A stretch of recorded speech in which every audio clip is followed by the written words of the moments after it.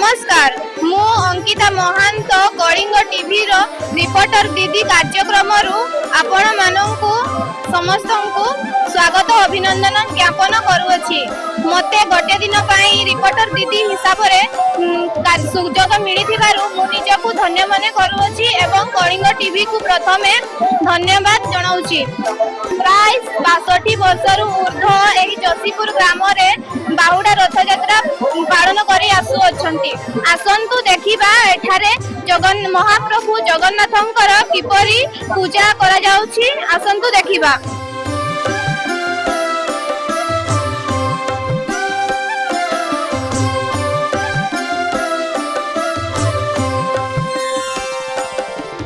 शगड़ गाड़ी ये रथ यात्रा आरंभ होता तापर चारि चक तैयारी आउ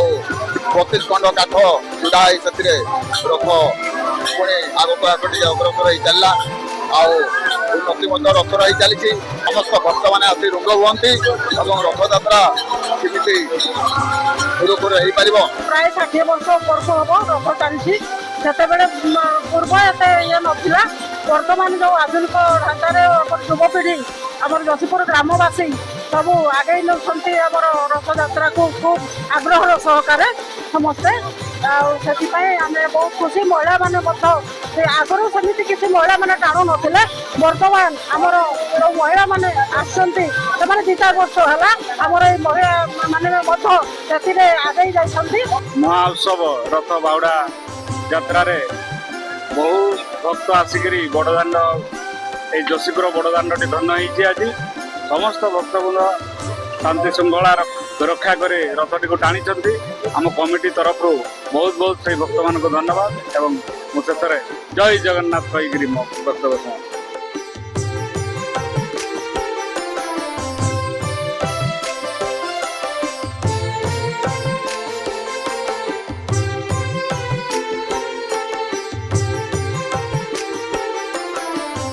बहुत भाग्यवान निज को मन करुच्ची मुझे गाँव बहु हो पारी आमर एत वर्ष है 5 वर्ष है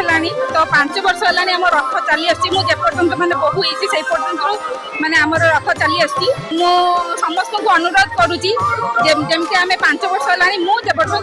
जोशीपुर लोक मैंने जमी पूरा माने प्रथम जगन्नाथ रथ टाणी आत्सव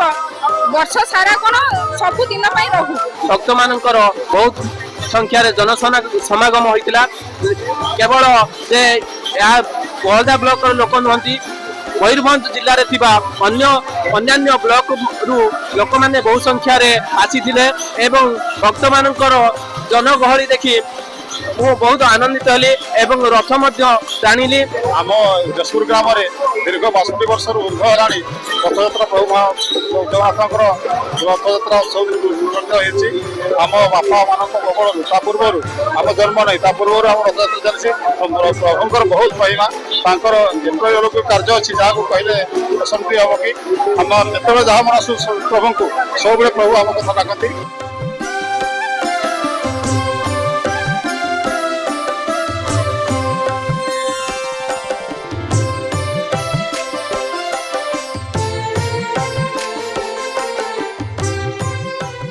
देखिले दर्शक बंधु यही जोशीपुर ग्राम किपरि भाव